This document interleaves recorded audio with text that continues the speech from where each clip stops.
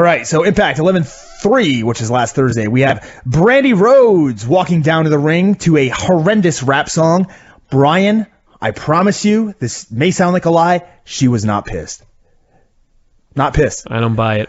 But she tells us that Cody, she's down by herself, by the way. Cody is not there. He is down after the beating for Bobby Lashley, but he is not out, and he will be back. This brings her to her future here in the Knockouts division. And, of course, this brings out Maria and Sienna, who are pissed, probably because Donald Trump's the president. And Maria offers Brandi a spot with her on what she calls her lady squad of Sienna and Laurel Van Ness and Maria. Brandi refuses. She slaps Sienna a few times, most notably knocking off this ridiculous mating headdress of feathers that Sienna wears down to the ring before Sienna beats her down and they leave her laying. We then get the first in a series of show-long Eddie Edwards video packages that they intersperse throughout matches, in between matches. Then we go to Jesse Goddard's versus Aron Rex for the Grand Championship. So Josh, as Aron Rex comes down to the ring, mentions that if anyone was built for the Grand Championship, it was Aron Rex. And I thought, what exactly does that mean? Dude, don't waste your time. It's like Josh. Hold on. Whoa. And Stryker and Cole. They just got a bunch of shit that they got to say. They don't think about it. It doesn't make any sense. I mean, come on. What a stupid line. You're telling me not to waste my time? This is what I'm contracted to do. You're not contracted to try and figure out why Josh Matthews says stupid shit. It's because he's horrible at his job, and he just says a bunch of shit because that's what he thinks that announcers are supposed to do. It's true. If you've come here looking for somebody to analyze the mind of Josh Matthews, you've come to the wrong place. Yes. So he also calls out Aron Rex for wearing rings under the tape on his fingers. Jesse Goddard's once again, for I believe the third time that they've wrestled, out-wrestles Aron Rex on the mat, wins round 1 on all the scorecards. Round 2 begins with Aron Rex grounding Jesse, but Jesse fights back, able to hit some slams, goes for the whatever his finisher is there, that Boston Crab deal. Goes for the Boston Crab, but the round ends. At the start of round 3, Aron Rex immediately rakes Jesse Goddard's in the eyes a few times with his right hand, his taped up right hand. As Goddard stumbles around the ring, he lands a shattering right hand to the jaw for the pinfall win. Crowd boos. Rex takes the mic and asks for them to give a hand to Jesse Goddard's for a hard-fought loss. And then he leaves the ring. Here's another thing I don't like about this Grand Championship. They only have title matches. How are you supposed to get a number 1 contender if there's no other matches by these rules? You just got to look for guys who are built to be the champion. Oh, yeah, this guy, he was built for it. It's a good point. So, so Jesse Goddard's isn't built for it. He's got 10 times the physique Aron Rex does. We then have DJZ, Mandrews, Braxton Sutter in the back having what I would describe as a circle jerk, talking about how great they are and talking about Team X Gold, but still not actually telling us what it is. We then get a Team X Gold match with the Helms Dynasty versus Team Go for Broke versus Spud. I like Team Bro for Groke. or Team Bro for Gronk. Hey. Because, once you get into Mojo pro wrestling, there you go. Gronk. Well, I'd need Gronk and Mojo to be on my team, but whatever. Versus Spud and the Decay. So what a match this was. Each team got one man in the ring during the match. The faces, of course, get overtaken by the two teams of heels. The Helms Dynasty is Andrew Everett, Trevor Lee, and Marche Rocket, who's 6'6". He was Abyss's size. So Marche Rocket and Abyss square off face to face, with Abyss getting the better of it. Abyss keeps kicking everyone's ass, beats up the whole Helms Dynasty, chokeslams Crazy Steve onto one of them, and then the ref ejects him and Crazy Steve from the match. He ejected Abyss for beating up an entire team. You're too good. Go to the back. Ejects Abyss and Crazy Steve from the match. Spud is confused, doesn't know what's going on, turns around, gets flatlined by Braxton Sutter. Team Go for Broke wins. And I think we found out what it is. The Team X Gold winners get to carry around a flag with an X on it. Wow. Yeah. Cool. It's not. But this is cool. This next segment with Broken Matt and Brother Nero versus the DCC. So Rebby is out to play the piano for probably the best thing in my life since last Thursday. Matt summons what he calls the masked businessman. Now he wants the masked businessman down to the ring. So the lights go dark. They come back on, and DCC, the masked businessman, or as I have been referring to them up till now as Anonymous, beats them down, then leaves the ring. As they go to leave, they get called out by Brother Nero, the nefarious Brother Nero, who's laying on the mat, to return to the ring for battle. So we get a ref. Not much of a match. Breaks down pretty quickly into a brawl. The third member of the DCC comes in. Earl Hebner calls for the bell. One of the DCC pushes down Earl Hebner, then chokes him with his boot. We go to backstage where Matt continues to fight with one of the DCC members. Starts laying a beating on one of them in front of a trailer as one of the Harris brothers looks on. Looked like he was getting a haircut or shave. He's baffled as Matt shoves a trash can lid repeatedly onto the DCC member's head. Nero and one of the other DCC guys are battling in the back. They stumble into a Grado interview as he's being interviewed by Mackenzie Mitchell. Grado takes his chance to take a selfie with Brother Nero. Brother Nero then eats a low blow. Matt splashes him with water from the Lake of Reincarnation. Jeff comes back to one of his previous forms, fights back. Matt commandeers a forklift, charges at one of the DCC members, gets him up in the air on top of some pallets on the forklift. They start to fight. Matt gets pushed off of the forklift onto the concrete. Jeff goes to save him. As he gets there and Matt is laying battered, he asks, Matt, are you all right? And Matt says, why, yes. But who are you? Segment ends. Man. So EC3 is in the ring. He is pissed. Calls out the neighbor of dummies, Eli Drake. So EC3, this is the gist of it. EC3 wants Eli Drake's bound for gold title shot contract. He claims, because Eli Drake won't take him on in the match, Eli Drake has no dick. And gets the crowd. No, listen, there's more. But wait, there's more. He gets the crowd to chant dickless bastard. Wow. I promise you. Paisley will not be watching this show anytime soon. Dickless bastard was a real chant here in the Impact Zone. No wonder people are pissed when they have to go out there. Wouldn't you be? So he says that Ethan Carter's going to lose.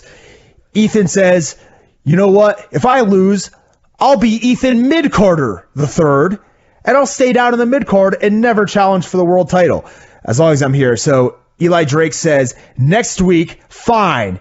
It'll be me, Eli Drake, versus whoever the champ is, because I'm cashing in. Dummy, yeah. And we have the end of the segment. In the back, Borash listens to Bobby Lashley talk. Lashley says that Brandi will soon be announcing Cody's retirement and that tonight he will get his belt back from Eddie Edwards. We then have the TNA World Title Super Fight with Bobby Lashley versus Eddie Edwards. Story of the match is that Lashley can use his power to physically dominate Eddie Edwards throughout the match, but cannot get that 3-count win. He will always gloat or showboat just too much and not be able to put him away. This frustrates Lashley to no end. He pulls Brian Hebner in front of him as Eddie Edwards goes for splash in the corner. So Brian Hebner's down. Lashley uses this distraction to hit a spear. A referee who I thought was Marche Rocket runs down. Counts only to 2. Lashley is incensed once again, beats up the ref, wrecks him, lays him out. Brian Hebner is now recovering. He goes outside as he's groggy, gets the world title belt, comes in the ring as if he's going to DQ Lashley. He and Lashley argue over the belt. Lashley turns around, gets hit with a Boston knee party, and then Brian Hebner counts a ridiculously fast 1, 2, 3 for the Eddie Edwards win. Bobby Lashley left laying pissed. And that was it. Dude, crazy. Eddie Edwards. Yeah, your TNA champion. Man, that's madness. Good match. It's madness, Tom. Good match, good chant in the Eli Drake and EC3 segment. And all right. Great stuff from Brother Nero and those guys again. Let's talk about some other madness here.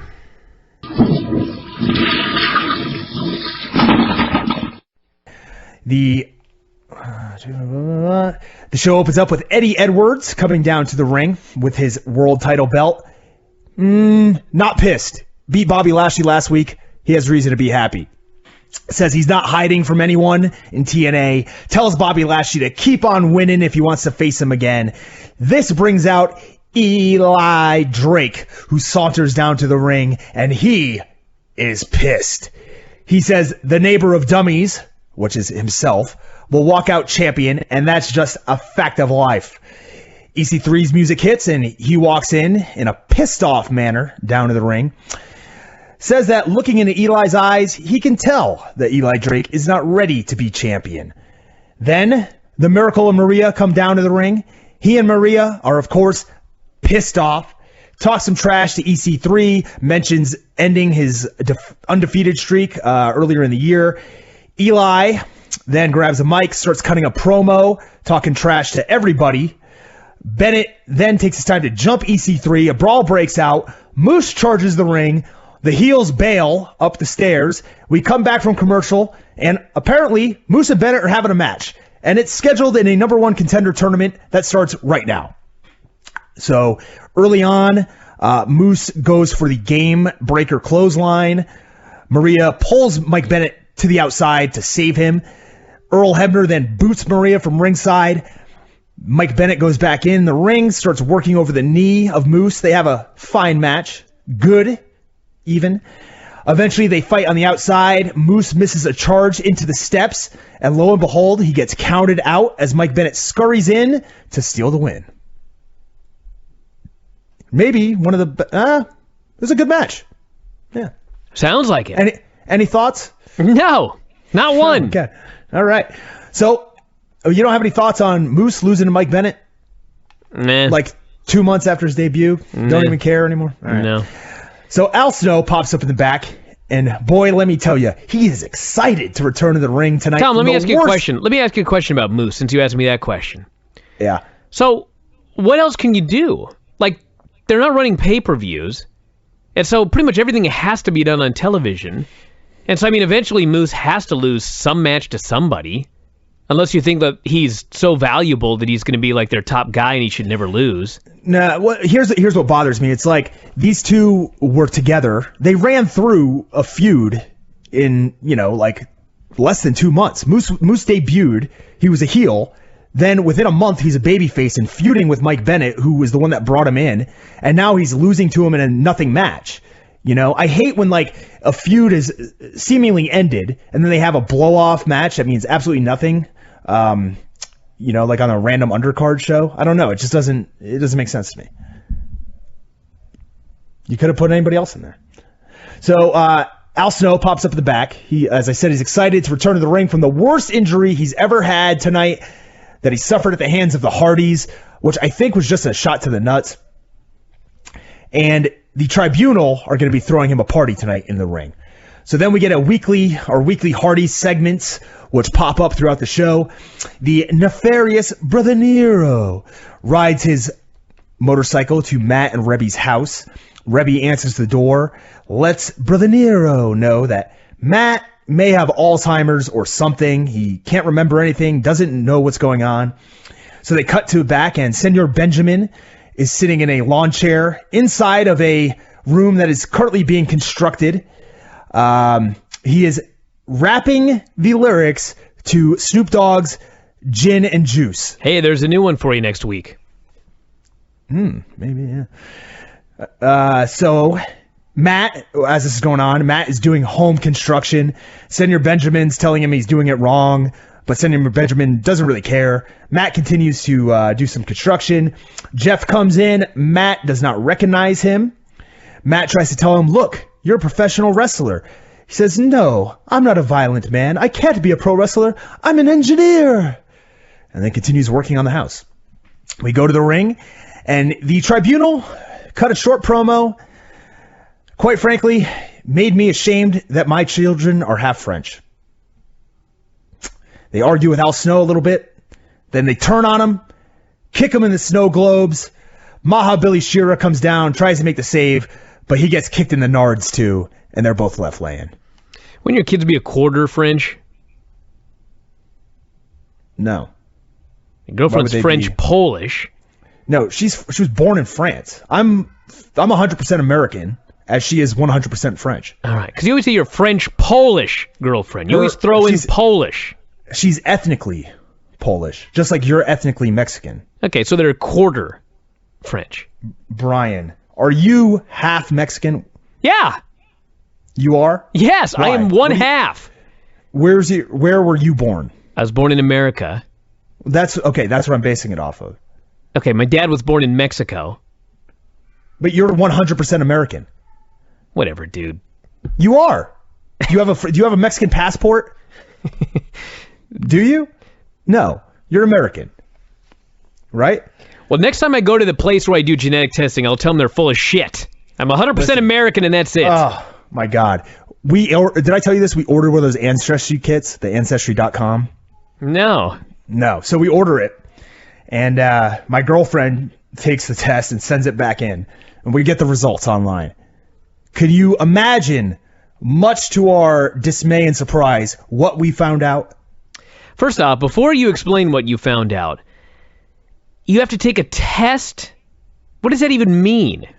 You spit into like okay, so a DNA test. Like a swab. Yeah. Okay. It's Ancestry.com. You can get the kit for like $80. I know what Ancestry.com is, but I was unaware. I thought that they would take your last name and some information, and I didn't know you had to actually do a genetic test. So what were the results? 100% Eastern European. Her? Yeah. Why is that shocking? It's not. It was like no shit. I paid $80 for this. I see. Are you kidding me? Well, that is pretty lame. Ugh. So anyways, Jesse Goddard's waiting in the parking lot for Aron Rex. I'm laughing because I just remembered what Aron Rex is wearing. We have Abyss versus EC3 in this number one contenders title tournament, whatever the hell it is. They introduce Abyss at the beginning of the match as one half of Decay. But it's a 3-person group. Well, he is very fat. So Thank you. This is exactly like that Ancestry argument right here. Well, yeah. He's so fat that he's half of the team. Joseph Park was there, too. Like at that Delete or Decay. So maybe he's part of it, and he could be a quarter of the team. I don't know. Abyss beats up EC3, goes to hit him with a chair. EC3 ducks it, locks in a sleeper hold, and gets the submission victory. I was shocked. Let me tell you. Man, EC3 I'm shocked. Sleeper hold. I think EC3 has learned that technique from me, from watching some of my videos in the past. Probably. I'll be honest. Or wrestling school. No. Are you kidding me? So the Hardys are, once again, we go to their house, and they're singing the obsolete theme to try and trigger Matt's memory. But he is more interested in a delicious lobster bisque that he has made. Jeff asks him to go for a ride, and Matt says... I like that he's got amnesia, but he still has his fake accent. He hasn't forgotten how to do a bad English accent. Yeah. Jeff asks him to go for a ride, and Matt says, Debbie, can I trust him? And she goes, it's Rebby. I've told you before, it's Rebby. So then they go outside. Matt asks, he goes, Brother Hero, where is your car? And Jeff just shakes his head. It's Nero. And we will ride on 2 wheels, just like you have 2 of everything, Matt. And those 2 wheels are the bike that I broke my leg on. And Matt's like, that sounds dangerous. Then so is there a point to Matt having amnesia? We We haven't found out what it is yet. Or is it just like, man, we need something new? I know. I'll have amnesia. I will say it's entertaining, whatever the hell the reasoning is. So, Jeremy Borash is in the ring. He's a little choked up. You could tell there's something deep down inside that's eating at him. And he introduces Gail Kim. And now, this is weird. Every time I see Gail Kim in a dress, it looks bizarre. I don't know what it is. I don't know if it's like the way that she walks in a dress just seems odd. I mean, she's very graceful. She's an absolutely awesome wrestler. But when I see her in this dress, it's like she's stiff and can't move. I don't know. She comes out. She says she's going to make a major announcement. She calls out Jade, talks her up as the future of the Knockouts division. Then Decay comes out. And there's definitely 3 of them, for sure. Decay comes out. Rosemary spits mist in Gail Kim's eyes, grabs a hold of Jade, hits an F5 on her, then hits a coast-to-coast drop kick with a garbage can draped over Jade, and then she leaves. So we never found out what the big announcement was. I know what it is because of the spoilers. So if anybody wants to know, let me know right now. Okay, I'll take that as a no and move on. We have Trevor Lee versus DJ Z versus Spud. And the winner of this match will also move on in the number 1 contenders tournament. So DJ Z hits a ridiculous springboard 450 to the outside during the match. Awesome looking spot. Later on, he leapfrogs Trevor Lee, and somehow like they were too close to the turnbuckle, and he leapfrogs him and vaults face first into the turnbuckle. Hit all face. He then recovers, goes up top, hits a back elbow. Okay. Huh. Interesting. Yes. I don't have any more notes after that. That sounds like a great show. But I can tell you this: Trevor Lee pinned Spud with after a Fisherman's Buster. Where the hell did your notes go? I mean, my notes are all in front of me. It's just I stopped. Oh, you just gave up? Wow. I guess I gave up on that match. So Jay Bradley, I know that's not his name. I can't remember. Aiden O'Shea with the worst Irish like limey accent from 1800s Boston that you could possibly have, even though he's from Chicago. He's in the back. He tells Robbie E and Grado that they have a match next. Robbie E and Grado are all happy. He says not only that, it's a handicap match. They're even happier. They just start dancing and walk off. He says, "Hey guys, hey you mooks, don't you want to know who the match is against?" And they walk back. Who's it against? Bobby Lashley. They're not happy. So we get Allie sitting backstage on an iPad. She's not sitting on the iPad. She's watching the iPad, sitting on something else. Brandi Rhodes comes over. "Hey, what are you looking at there? Oh, is that a Braxton Sutter match? You two would be so cute together." Which she said last week in the exact same manner. This is terribly overacted by Brandi. She's asking Allie for help to fight against Maria and Laurel Van Ness. She says, "Allie, I saw your match last week against Laurel, and you did great." Allie got her ass kicked by Laurel. During the match, she looked like she had no clue how to wrestle. I think one of the only spots that she got was because Laurel tripped over her. So why Brandi is going to her for help is unbeknownst to me. Allie says Maria still pays her bills and that she can't team up with Brandi. We then get Lashley versus Robbie E and Grado. Grado starts with a waistlock attempt. Does not work. Grado runs away, tags in Robbie E. Robbie comes in. Lashley boots him, lifts him up for a suplex, holds him in the air while Grado comes in, and Lashley punches and kicks at Grado for about 30 seconds before suplexing Robbie E. Lashley hits a spear on short order and gets the win. This match was also to move on in the number 1 contenders tournament, so I have no clue what the hell would have happened if Robbie E and Grado would have won. They both go into a match, or are they a team here? Are they one person? What if they win the tournament? Are they then both going to get a shot? I have no clue. It doesn't really matter. You Aron got Rex, me. Yeah, I guess I got myself too because I answered my own question because who gives a shit? Aron Rex is on his way to meet Jesse Goddard's in the parking lot. He's in a car. He gets out, Goddard approaches him. Rex is wearing a black version of the Seinfeld puffy shirt. This shirt is just flat out awesome. He looks absolutely ridiculous.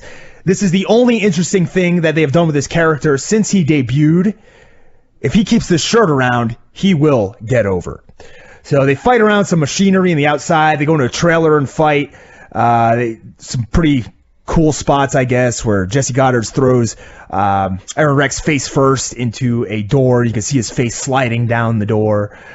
Rex eventually is able to rake Goddard in the eyes once again. I think this is the third or fourth week in a row, where he uses the rings on his right hand to rake the eyes of Goddard and drives away in his luxurious Chrysler 300. I think it retails for about $22,000 new. So Jeff, we go back to the Hardy compound, and Jeff is taking Matt for a ride around the Lake of Reincarnation on his motorcycle while towing Skarsgård. I can't remember if Matt asked Jeff to describe something, but a scribe appears out of nowhere. I promise you, Brian. A fat scribe just popped up. He says, "Scribe?" Matt kind of looks at him, doesn't know what to make of him, and just ignores him. So Nero, Brother Nero, is trying to convince Matt to get into the Lake of Reincarnation to help him.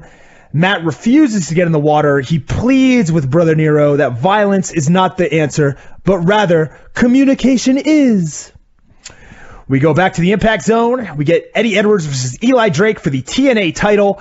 Probably the best Eli Drake match in the existence of the world. Towards the end, he has a match in control. Inexplicably goes up top to the top rope, goes for a axe handle. He misses, gets hit with the Boston knee party. Eddie Edwards makes the cover for the 3-count win. Right after the match, the lights go dark as Eddie Edwards celebrates. The DCC is in the ring as the lights come back on. They beat down Eddie Edwards. The crowd is actually chanting for DCC. They lay the world title over Eddie Edwards' body, his prone, destroyed carcass. Then they unmask. First, taking off his mask and getting little to no reaction because he's never been seen before in the Impact Zone, Eddie Kingston. Then unmasking and getting a bigger reaction, Bram, Charlotte's ex. Can you imagine a world where Bram gets a better reaction than Eddie Kingston? I mean, come on. It's 2016, the world we live in. And then finally, who unmasks but James Storm as a leader of the DCC as we go off the air. There you go. Man. Glad to see Eddie Kingston getting a national television appearance here. Unfortunately, no one cared. The crowd did not care. It's our job to make him care down the road. I hope they do. Well, the crowd cared about DCC because they were cheering for him. Then when they unmasked, they quit caring. So now, I should mention, I want to give them a plug, Impact here, that the Hardy deal is coming up. And I thought I had the date, but apparently I deleted it. What? Well, at least you threw that in there, because what a hell of a plug that was. Yeah. It's here you know what that plug was, Brian? All right, I got it here. That plug was obsolete. December 15th. Total Nonstop Deletion. 2 full hours taped at the Hardy compound. TNA Final Deletion, Tom. I'm excited. I hope the scribe is there. That's what we can ascribe the great ratings for this episode to. Maybe Semper Vivi will make a return in his pickup truck. Could be, yeah. Who knows? Could be. Semper Vivi claimed he was nowhere near 300 pounds.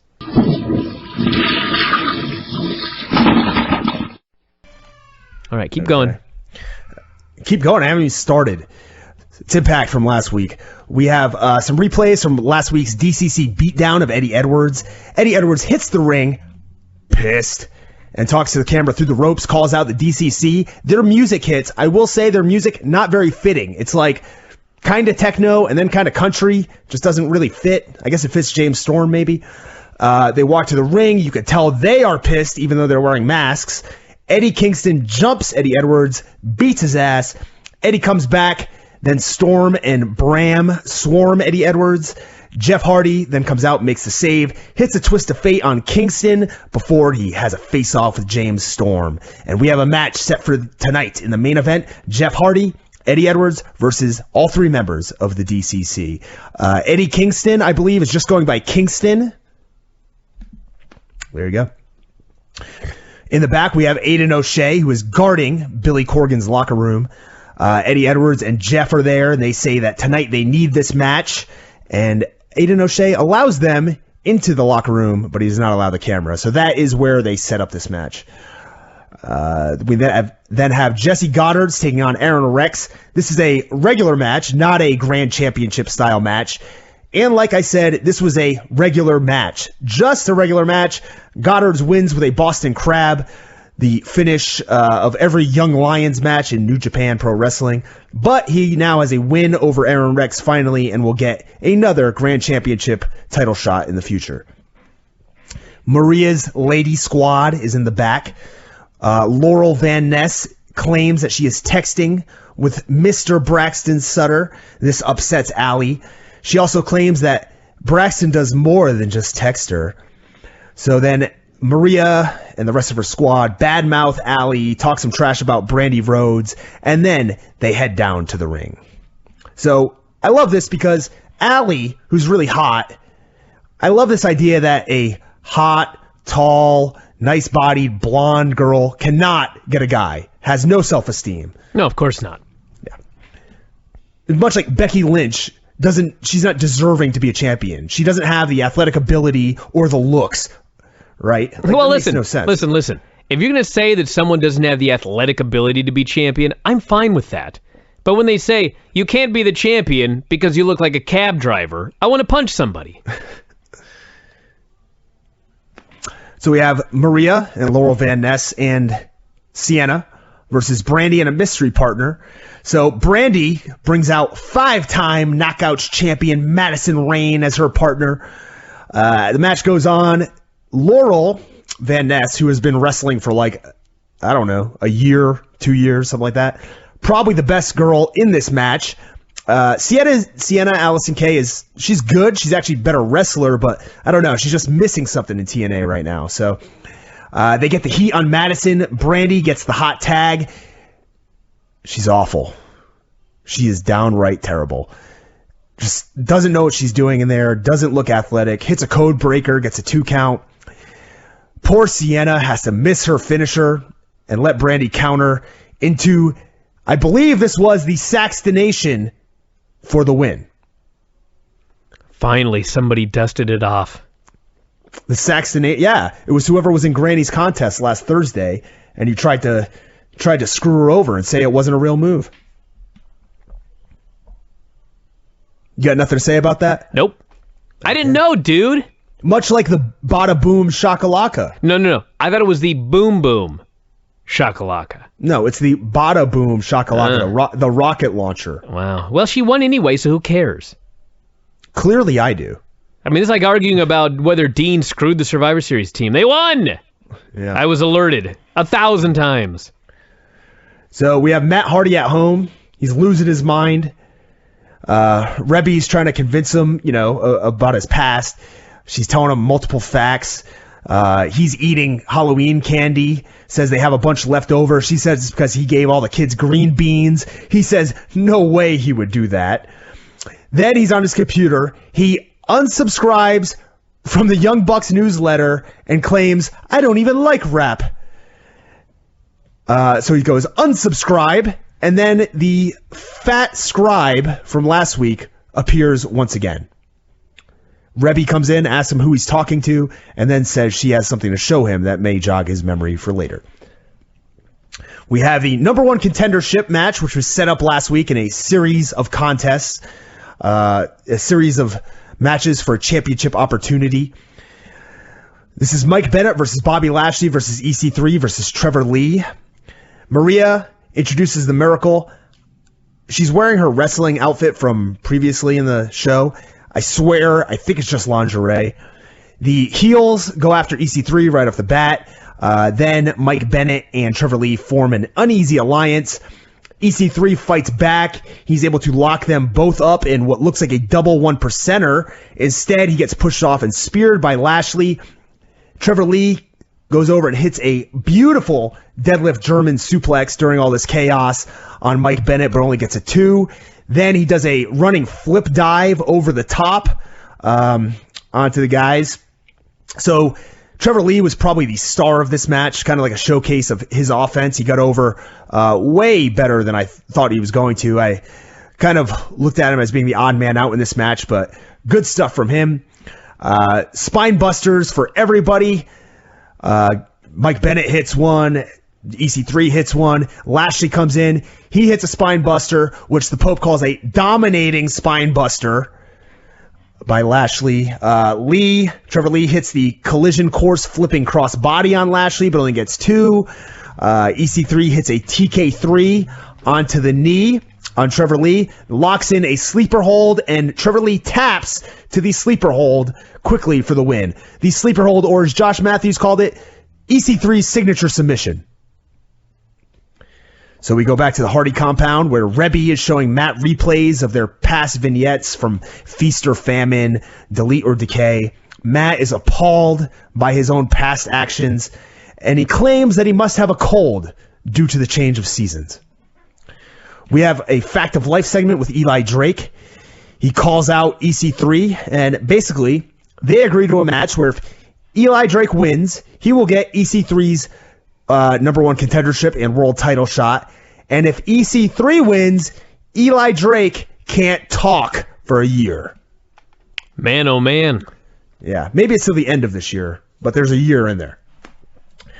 So Jade is in the back doing some promo work, and the Decay interrupt and talk some trash to her. This leads to Jade in this segment and the next, or a series of segments, comically sneaking around in the back, repeating, Rosemary, Rosemary, Rosemary, with her fists clenched. Because, if you want to sneak up on somebody in the backstage to fight them, the best way to do it is by chanting their name. Brian. Yes. See? It worked. One of my best friends is actually Jade's Muay Thai trainer. Really? Yep. Is she any How good? about that? I don't know. I guess we can't alert the world, can we? I don't know. That would reveal our source. Yeah. Huh? So Basil Baraka then takes on Maha Billy Shira. This match sucks. Shira stinks. Wins with the Campbell clutch. Baron Dax jumps him from behind. The Campbell clutch? The Camel clutch. Is that Dave's finish? The Camel clutch. I see. Not the Campbell clutch. Come on. Is that a kayfabe address? Actually, yeah. All right, well, there you go. That's a real address for his P.O. box, but it's a kayfabe address for his home. So, Al Snow, well, the Tribunal, they kick Maha Billy Shira low. They give him the drop dick, lay him out. This brings out Al Snow with his whistle. Tribunal yells at him, tells him to leave because they beat him up. They don't want him around anymore. But Al Snow comes in and makes the save for Maha Billy Shira. So now I can already see where this is going because I believe Snow, the Al Snow Training Academy, is an official training center for TNA now. So my guess is he will now help Shira become a better wrestler as promotion for that, which I believe may have already been an angle. We then have Rosemary and Jade in the back again. They're going to have a match for the TNA Knockouts title. Because earlier on, during a segment going to a commercial, they alerted us that Gail Kim, in fact, was going to relinquish the title due to injury last week, but Rosemary ruined it. So instead, we're just going to find out in a little segment, like a 30-second video clip. Then we have the main event, which is the DCC versus Jeff and Eddie Edwards. Jeff Hardy and Eddie Edwards. It's a wild brawl. Best stuff on the show. Eddie counters a Kingston suplex with one of his own on top of 2 chairs, but he suplexed him on top of the back rest of the chair, Like his lower back landed on that, so the chair never actually bent. Looked absolutely brutal. Bram hits the implant DDT from the apron to the tables on the outside on Eddie Edwards. Storm hits the Eye of the Storm. Last call super kick on Jeff. They win and they celebrate as the show ends. This match was good. Wild brawl. A lot of stuff going on. As far as these like faceless and pretty generic groups that TNA wants to put together every year, like Aces and Eights and these kind of groups, I actually enjoy this DCC crew. Well, there you go. They may be the best of these kind of teams. They may be the best of the best. Best of the worst. The best of the best, much like my taxes. Well, I guarantee you that I'm going to review Impact right now. So this is a perfect time, Brian, for you to go watch that Winnebago Man video. All right, I'm going to go see my daughter. She just showed up. Go ahead. Okay. All right. While he's gone, let's have some fun, guys. So Jeff Hardy comes to the ring. As you guessed it, he is pissed. Says the 7 deities. I heard you. Go ahead. Says the 7 deities, a.k.a. God, told him to come down to the ring and call out the DCC. I don't know what the DCC stands for. They appear on the screen and threaten Jeff. They then hit the ring. Jeff does some moves. Then he bails as the numbers game begins to take over. Grabs the mic, leads the crowd in a dueling obsolete delete chant. Somewhere in this, Jeff challenged someone in the DCC to a no DQ match later on tonight, and they accepted. So there will be a match with Jeff Hardy versus one of the DCC members later on.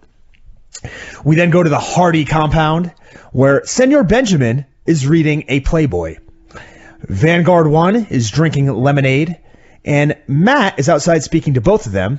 He has made some peppermint bonbon ice cream and an exhilarating tangerine custard. So Matt will host an ice cream social later tonight. As he walks away, Vanguard 1 solemnly warns Senor Benjamin that he is in trouble when Matt remembers who he is. If Matt remembers. And Vanguard 1 gives a sad face. And it's at this point I realize that this drone... Vanguard 1 gives a sad face. ...has more personality and better expressions than real-life people that interview on Raw. Huh. Yeah. Maybe, Brian, if you don't believe me, go watch Impact. Huh. Yeah. So then we have the Helms Dynasty versus Spud and Decay versus Team Go for Broke in a... What the hell did my notes reconnect to? Huh. According to my notes, this is a Team X Good elimination match. But it's a Team X Gold elimination match. And to that I ask, what is the purpose of this? Why is DJZ going for broke when he's the champion and he has everything to lose? A lot of stuff does not make sense to me. So they explain it. The winning team in this match will get a shot at the X Division title, but they don't know if it's going to be a multi-man match, DJZ defending against the winning team in individual matches. No one has any idea. No one, aka the Pope, has any clue why Abyss is in this match either. He keeps questioning why Abyss is there. Abyss is a former X Division champion, and there's a guy on the Helms Dynasty team, Marche Rocket, who's just as big as Abyss, and not one time does the Pope question why he's there. So, Pope, you stink. Abyss hits Mandrews with a chair for no reason. He gets eliminated, DQ'd. Crazy Steve immediately grabs a hold of Mandrews, taps him out with a crossface chicken wing. Andrew Everett hits a moonsault on top of Crazy Steve and Braxton Sutter while Steve has Braxton Sutter in the crossface chicken wing. Then he pins Crazy Steve. DJZ comes in with a ZDT to eliminate Andrew Everett. Braxton Sutter pins Trevor Lee with a flatliner. Marche Rocket eliminates Spud with a rock bottom. Braxton Sutter eliminates Marche Rocket with a flatliner to win the match and then wave the flag and make everybody happy. So we cut to the back. We have Maria, Allie, Laurel Van Ness. Allie is a grown woman, but she has made these paper dolls and a paper turkey and paper Thanksgiving decorations. She explains to Maria that when she was younger, she didn't have a big family, and they don't really celebrate Thanksgiving, so this is how she celebrates. Laurel and Maria badmouth her, verbally embarrass her, make fun of her, and they say that later tonight, we're going to dress you up like a pilgrim, Allie, and you're going to come out and you're going to serve me and the Miracle and Laurel and Braxton on our double date, and you're going to like it. So we go back to the Hardy compound where Matt is preparing for his ice cream social. The referee from Final Deletion drives up to the compound, gets out. Matt says, I recognize you. Are you perhaps a licensed official? Yes, I am a licensed official. I remember you from the Final Deletion, which I watched just a couple of days ago. And the ref tells him, look, Matt, we go back 11 or 12 years. Rebby asked me to come here to talk to you, and I've got some stuff I want to show you. They cut the camera to Senor Benjamin in Vanguard 1. Senor Benjamin telling Vanguard 1 that he drinks too much, and Vanguard 1 replies, don't judge me, bro. We go back to the ring. We have Maria, Miracle, Laurel Van Ness coming down to the ring. Level of pissed is pretty low. They seem to be happy here. The ring is filled with Thanksgiving dinner decor and food. They call Allie down, who does come down to the ring. She's pissed, and she is also maybe the hottest pilgrim in the history of the planet. They invite Braxton Sutter out as Laurel Van Ness's date. The Miracle gives thanks, says he is thankful for Tom Brady and his wife. The crowd begins to chant for Allie, who says that she is thankful for the fans. Laurel Van Ness is fawning over Braxton Sutter. Of course, Allie also has the hots for Braxton, and Laurel is trying to make sure that she does not get what she wants. She says, Braxton, do you know what they used to call me in college? They used to call me Laurel Van Yes. Whoa. Yeah, so ask Lance about that. I was hoping, actually, that she was going to say Oral Van Yes, which would have been a good touch, but didn't happen. Allie flips her lid because she cooked all this food, but she's a vegan. She can't even eat any of it. She grabs a pie, goes to pie face Laurel. Laurel moves. She hits Maria instead. Mike Bennett eats some of the icing off of Maria's face. Maria, scolds him. He was awesome in this segment. And the crowd chants for Allie as she takes off. So finally, it looks like maybe a face turn. She's going to break away from this group. She's a face, but she's still aligned with the lady squad. We then have an Eli Drake EC3 video package, a Jade video package. We cut back to the Hardy compound where Matt is with the ref that Rebby sent to talk to him. The ref is showing Matt footage of his past matches. Matt asks, who is this guy that looks like a dinosaur? And the referee says, that's Tyrus.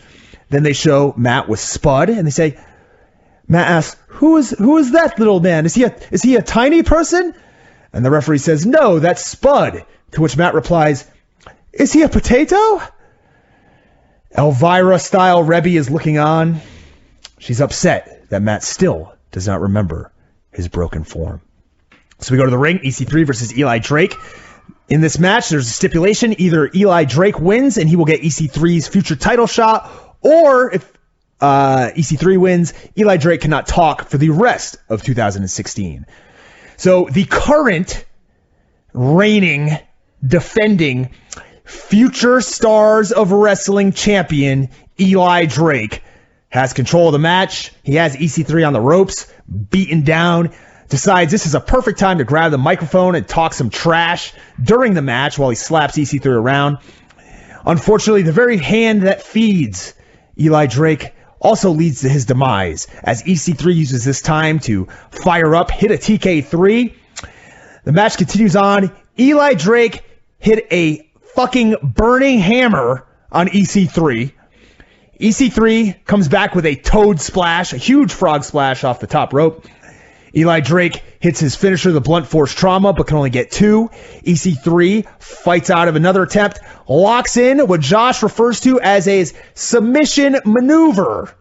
Drake then fights out, hits a jawbreaker, goes for the blunt force trauma again. EC3 counters back into this submission maneuver and gets the tap out win.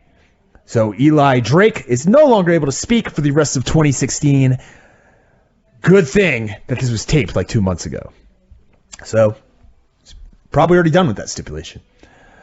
We cut to the Hardy compound again. Rebby has a hypnotist that snaps Matt back into his broken form. He goes on a long soliloquy about saving the world. Then the hypnotist says, when I snap my fingers, you will go back to your true form. He snaps his fingers. Matt snaps out of it and runs away to attend to his gelato. We then have the Tribunal versus... Oh my God, these shows always seem like they're 9 hours long. How many segments on this show? I don't have 9 hours to count the segments, but there's like 6 more. So Tribunal versus Maha Billy Shearer and Al Snow. Snow walks. He's walking a little gingerly, but he's definitely been hitting the iron upper body wise. They mention and plug the Al Snow Training Academy, which is in London, England. So I will say that it's not as impressive as training at my home gym, the Parts Unknown gym, but it's better than nothing. Snow hits the snowplow, countered with a low blow. Tribunals take off their belts, start beating the faces, and get DQ'd. We then have Grado and Robbie E in the back trying to get to Billy Corgan through his bodyguard Aiden O'Shea. O'Shea says, yeah, that's fine. Billy Corgan has something for both of you guys. They get all excited. What's it going to be? A title shot, an X Division match, an Ultimate X match? What's it going to be? Aiden O'Shea says, look, we're bringing back the Thanksgiving Turkey Suit Challenge, and it's going to be between you two next. So they have the match. Josh, before the match begins, pushes it as lots of fun and a great way to end a great day. I'll have to remember that for next Thanksgiving. So Grady goes for a sunset flip, pulls down Robbie's pants. You can see Robbie's T-back thong. Then Robbie sits on his face, pins him, celebrates like mad. He's dancing around, jumping around. Grado does not want to put the suit on. Aiden O'Shea forces him to put the suit on. Grado puts it on, starts feeling it a little bit, breaks out into a dance, humps Aiden O'Shea. The whole time, Aiden O'Shea is smoking a cigar indoors, which I believe is a fire hazard. Rosemary says some mean stuff against a chain link fence, and somebody videotaped it. We then have the main event, Jeff Hardy versus Bram. No disqualification. It's going to be Jeff versus... I just ruined it, damn it. Jeff versus one of the DCC. As I said, it's Bram. But the other DCC are ringside. However, they're not interfering right off the bat. So Jeff has control, but eventually the numbers game catches up to him as he goes outside and through various interludes throughout the match. Jeff is able at one point to commandeer a chair and go on the offense, including hitting a twist of fate for a 2 count. He hits another one and goes up to the top. James Storm is in the ring, cuts him off. Bram then hits his implant DDT for the win and leaves Jeff laying. So the DCC are 1-up on Jeff Hardy and the Hardys. We then go back to the Hardy compound where Matt is having a nervous breakdown because he doesn't want to be a wrestler. He wants to be a chef. Rebby is pleading with him to remember his past. Matt goes nuts, says he wants to be known as someone who makes a great peach cobbler. He asks for a sign from the 7 deities. He is then struck by lightning. He is once again broken as the show ends with a broken Matt Hardy orgasm.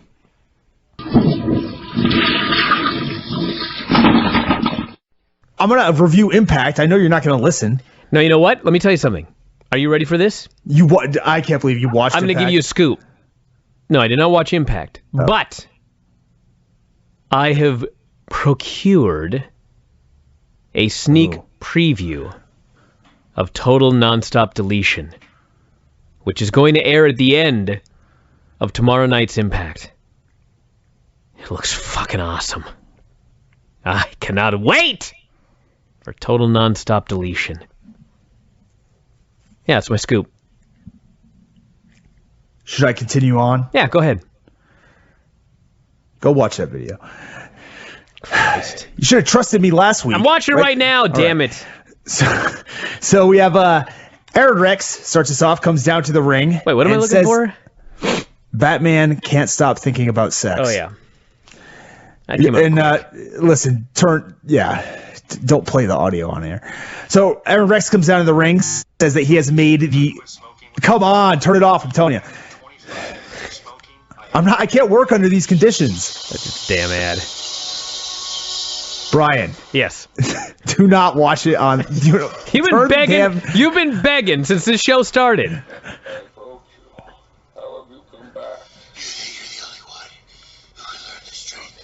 Wow, it's very breathy. All right, go ahead. So the Grand Champion... Aron Rex says the Grand Championship is the premier title in all of wrestling. He issues an open challenge... He didn't. Yes, I swear to God, Don't he did. lie to me. I promise you, he said it was the premier title in all of wrestling. He issues an open challenge that Moose accepts. Aron Rex says, no. Hit Grado's music. But indeed, he will defend against Moose. So Rex powders immediately, gets back in the ring, grabs a headlock, rakes Moose's eyes. As they separate, he goes for his knockout punch finisher. Moose hits his game breaker discus lariat and is your new champion. 145 of the first round. Moose defeats Aron Rex, cuts a promo. JB tries to interview Aron Rex after, but Aron Rex cries and walks off in shame. Wait a second. He cried? Yes. He cried and walked off in shame. I'm done. I like Impact. It's pretty good.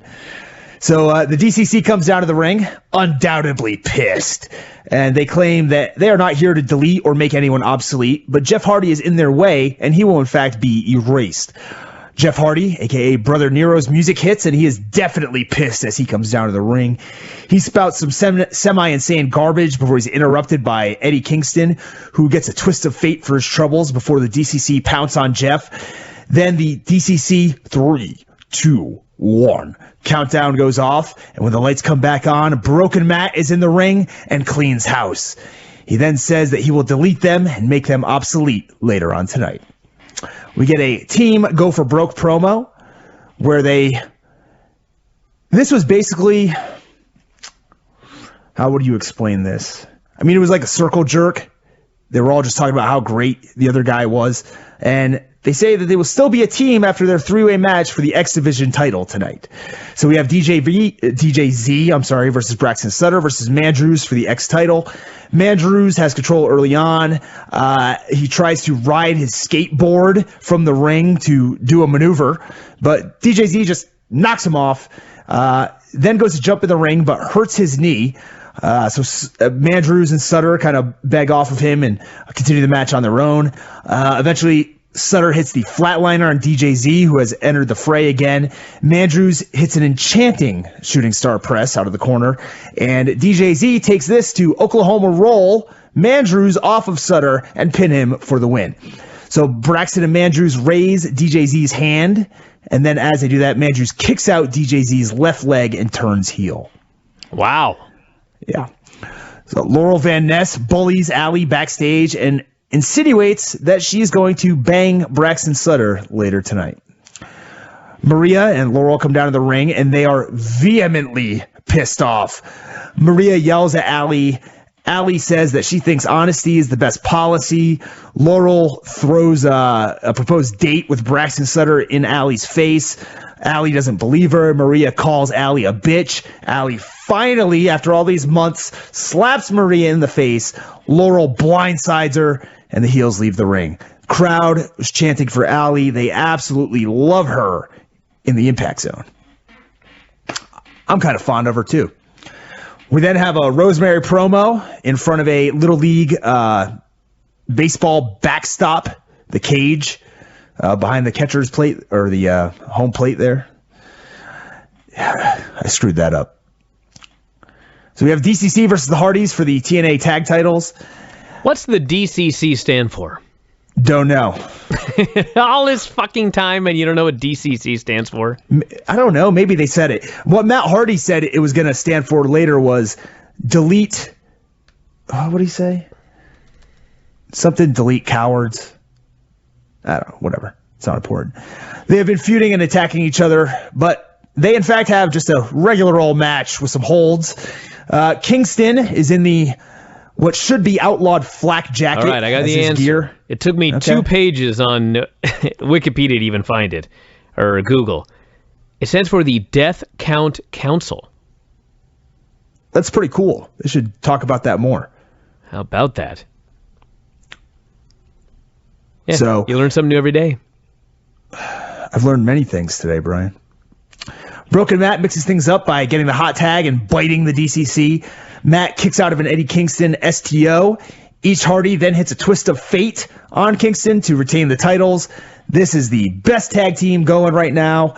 And then Matt Hardy has a stare down with James Storm ringside and yells at him that he was going to delete him.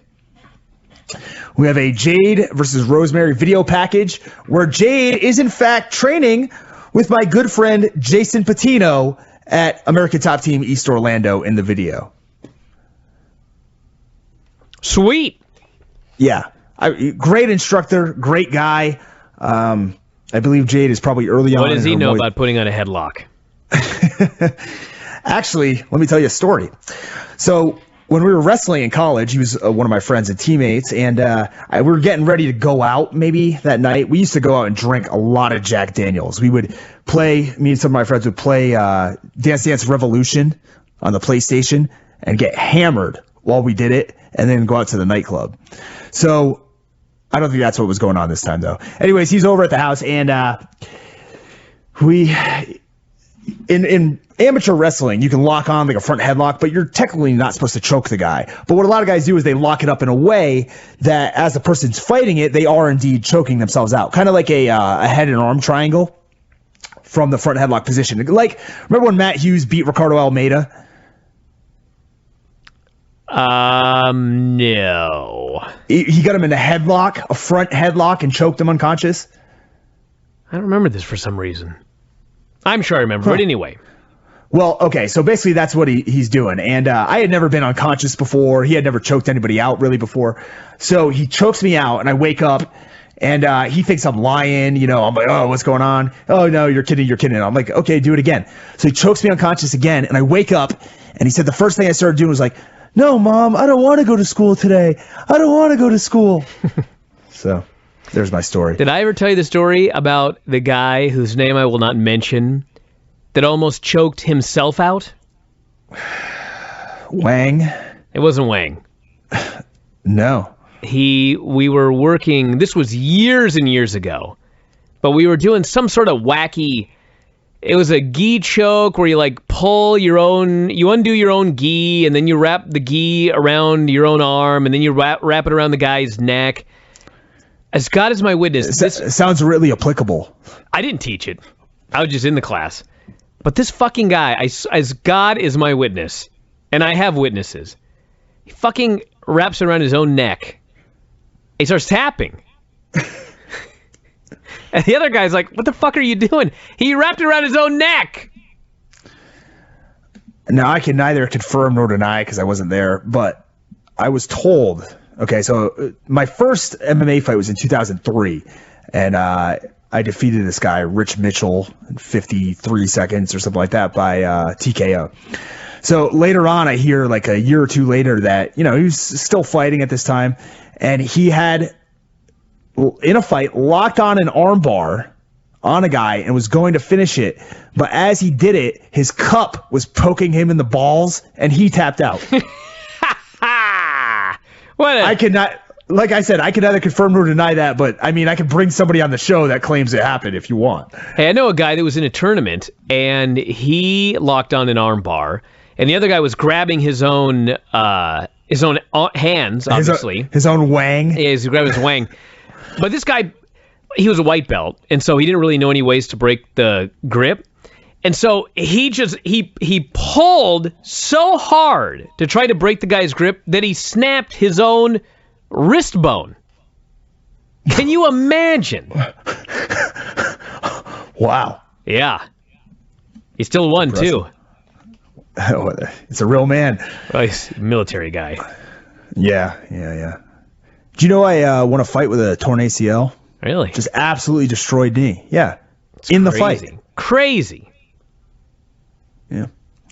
So where the hell were we? EC3 approaches Eli Drake backstage. This is a pretty good segment. EC3 tells him that next week, EC3 gets his title shot, and if he wins, and Eli ever wants a title shot, all he has to do right now is say the word. Say the word, Eli. Say the word. Because the gimmick is, contractually, he can't talk because EC3 beat him last week, so EC3 just walks off. If they mentioned later on that every time Eli Drake talks, it's a $25,000 fine. You know, I'm skeptical. Yeah, who's enforcing this anyways? The OWC committee? This is how they're making the money to pay back Billy Corgan. It's Eli Drake. So Al Snow is an Al Snow promo backstage where he was pissed. Man, was he ever pissed. He was just spitting and yelling into the camera incessantly, talking about how last week he was beaten down with straps by the tribunal. They whipped him like a dog. And if they want to see what an animal is like, he's going to show them what an animal is like. And he's telling them, take a look at my back. But they're in the backstage where it's dark as shit. You can't see anything. So you can't see that their backs are even welted up. Comical. So EC3, Eddie Edwards have a friendly discussion about their match next week in the ring. Then we had the main event, which is Rosemary versus Jade for the TNA Knockouts title in a 6 sides of steel cage match. So Jade dominates early. They are continually put over her. Josh continually puts over her Muay Thai skills. Rosemary takes control with a flying clothesline, starts rubbing Jade's face against the cage, the unforgiving steel. Rosemary counters a Muay Thai kick with an exploder into the cage. Jade makes a comeback. You mean Muay Thai? Muay. It's Muay Thai. Jade then hits a crossbody off the top of the cage, but she only gets 2. Climbs the cage again, but Rosemary misses her in the face. Hits the Red Wedding, which is the F5, to win the Knockouts title. You know, it was a very impressive dive off the cage, but it was not as good as Io Shirai's dive off of the top of Dario's office to the floor. Yeah, that was great, wasn't it? It was crazy. Yeah, insane. I mean, also, what was insane is getting absolutely just tossed, whipped as hard as you could into steel chairs over and over. Yeah.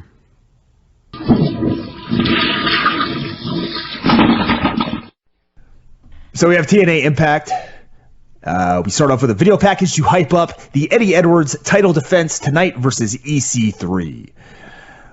So then we cut to the Impact Zone, and Moose is coming down to the ring, and boy, oh boy, you guessed it, he is pissed.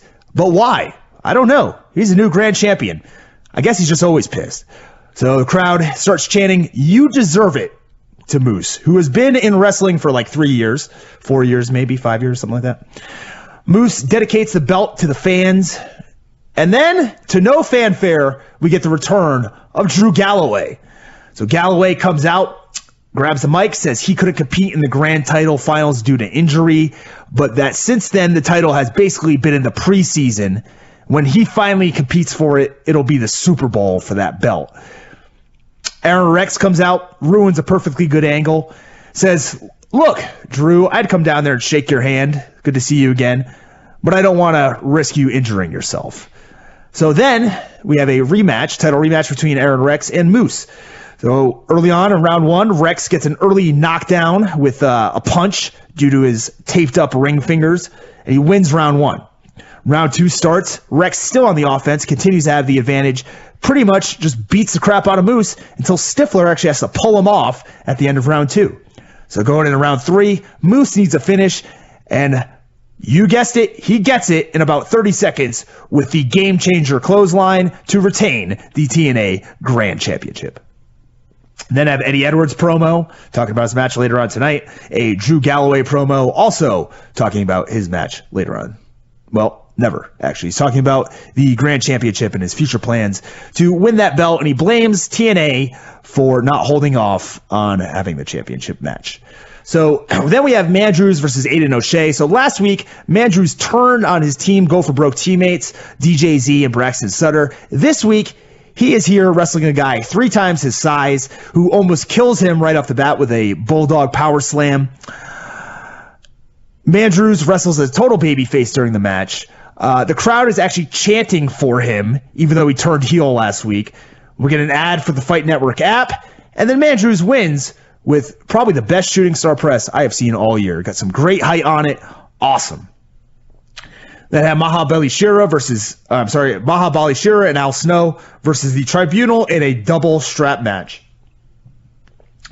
So as the match is beginning, Josh claims that Al Snow and Mahabali Shera are the U.S.'s favorite tag team. Later on in the match, the Pope informs us that they are also India's favorite tag team, and in fact, the world's favorite tag team. Shera and Snow win after touching all the turnbuckles, and they celebrate with Mahabali Shera dry humping Al Snow in the middle of the ring. Excuse me? I challenge you to watch the post-match celebration and tell me I did not give an accurate description of what happened. Now that's something I'm going to go out of my way to find. Because all he did was grab a hold of him and dry hump him. Promise. So Matt Hardy has a premonition at the compound, and he wakes up screaming, Apocalypto. Then have an EC3 cutting a promo in the back on Eddie Edwards before he's interrupted by Eli Drake. Are you yawning? What are you talking about? Eli Drake interrupts, making a choking symbol with his hands around his neck. I'm trying to get through it, okay? What do you get yawning? I was 10 feet away from the mic. We have Broken Matt and Brother Nero, along with Rebby and Maxwell coming down to the ring. Pissed. They're all pissed. Every single one of them. Rebby's pissed because she's so hot she probably can't even go out in public. Brother Nero's pissed because, well, I may be a better musician. Broken Matt, well, he's just pissed. And Maxwell's upset because he doesn't have a bottle. Crowd's chanting for Maxwell. Broken Matt announces that Total Nonstop Deletion will indeed take place at the Hardy compound. Yes. He says that neither Dixie Carter nor Meek Meehan nor Heyman could promote it. Yes. He says that everyone will be there, including Maxwell's TNA in-ring debut. He says that he and Nero will defend against any legendary tag team of space and time. This brings out Shane Helms, who returns from a hiatus, and he is for sure pissed off, but he accepts the invitation on behalf of the Helms dynasty to appear at Total Nonstop Deletion to take on the Hardys. DK comes out as well. I believe they were quite pissed. They talk a bunch of garbage. Matt says, look, all you had to do was accept the challenge. We didn't need all of this. And then he gives Shane Helms a twist of fate. We have Ali versus Laurel Van Ness with Maria. Ali introduces... During the introduction, Ali lets us know that she's been training with Braxton Sutter, who indeed comes out to cheer her on during the match. The first thing that he should have done is let her know that she should not be wearing her business attire to wrestle in. She's wearing a blouse and slacks. It probably makes her train in that. Yeah, right. I doubt it. So, well, I don't know. So Ali wins with a reverse DDT. Boom. Maria's unhappy ringside. We get another, I think this is like the 8th Edwards versus EC3 promo. Is this match happening soon? Tonight or something? I don't know. Ali backstage is excited. She kisses Braxton Sutter, then giggles and leaves. Pretty weird behavior for a husband-wife duo. We then have the main event of the evening. EC3 takes on Eddie Edwards for the TNA title. The story of the match at the beginning is that Eddie Edwards is too quick for EC3, too technical in the early going, until EC3 can grab a hold of him and hits I guess it was a snapmare face buster. He grabbed a hold of snapmare and they both went face first. So breaks down into them hitting all of their offense on each other, all the requisite spots that you would imagine, kicking out of each other's big moves. Eddie dives over the top, and it was a crossbody spot that I believe EC3 was supposed to catch him on, but instead he gets planted down to the mat. Then he just kind of rolls forward on top of Eddie Edwards and then picks him up, loads him on his shoulders, hits a TK3 on the outside. They go back inside, trade holds. Eddie goes for the backpack stunner as EC3 is up on the ropes. And as he does it, EC3 catches him in the sleeper hold, or as Josh refers to it, his submission maneuver. And as this is going on, Eddie Edwards leans backwards, shifts his weight so that EC3's shoulders are flat down on the mat. However, EC3 is also locking the choke tighter. And just as Eddie Edwards taps out, referee Brian Hebner also counts to 3, and we have a no contest. A no contest? Correct. Not a double... Well, I guess it's not a double pinfall, so... Yeah, no contest. Man. Stifler would have taken care of this match. He would have taken care of this. Yeah, because I told him years ago when me and him used to train together. You trained with Stifler? Brian, hey, actually, you know what? I recall that when he was on the show, he had no idea who you were. I used to train with, what's his name? Braxton, Sutter? No, the other guy. The guy on Raw. Braxton? Yeah, the announcer. Byron Saxton? Yes, that's what I meant. Dude. Byron Saxton. Really? I swear. Hey, he's way better than Tunga. You know that? No. Yeah, let's not lie. So hold on. You think Byron Saxton's better? Oh, don't even get going on this, Tom. Give me a break. No, Tunga's definitely better. No, he's not. Yes, he is. He's better. He's horrible. Yes. Oh, I'm not disagreeing that. So is... Let's talk about Total Nonstop Deletion. All right. I took copious notes. These may be over-detailed. Now think about this, everybody, as we review this. I'm going into this in a bad mood. So I just talked about a 3-hour Raw, which drags. So let's see if this review can turn my spirits around. We had a disclaimer read by Senor Benjamin, warning us not to try anything we witnessed tonight. You know why that's important? Because normally, when you watch a wrestling show, it's a bunch of big, jacked up dudes inside a wrestling ring in an arena full of 16,000 people or whatever. Mm-hmm. And even though kids like to try wrestling moves, you really can't do that at home. But you know what? You could sure try and do this at home. Bunch of weirdos, fireworks, dude's backyard, shovels, boats, water. You could try all of this at home. So it was a good thing that they told us not to. So the Hardys are bebopping around the compound. Jeff's doing yard work. Matt's rowing a boat. Skarsgård. Yes. That's his boat. I forgot about that until the end of the show. Senor Benjamin is erecting a ring. I thought it was that. There was a ring outside and one inside. That's right. They're doing preparations. And young King Maxwell was hard at work in the ring, honing his craft. We got Action News 7 special report. Apparently a TV station in Cameron, North Carolina. They're saying the day of deletion tag team apocalypto is about to occur in Cameron, North Carolina. Apparently, the gimmick is, if the Hardys prove or fail to prove that they are the best team in all of time and space, then great disaster will occur and the city of Cameron will be wiped off the earth. I believe the volcano. That was the biggest one. The volcano was going to explode like Mount Doom and destroy all of Cameron. Can't have that.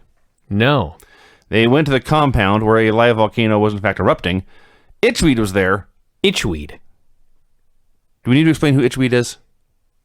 I think people are going to figure it out here pretty quickly. Itchweed was there admiring the lava, mowing the dirt. He's a landscaping expert. Enthusiast, I would say. All right, for those of you that don't know Itchweed, it's Jeff Hardy's latest wacky character that apparently he's been doing for a few years now.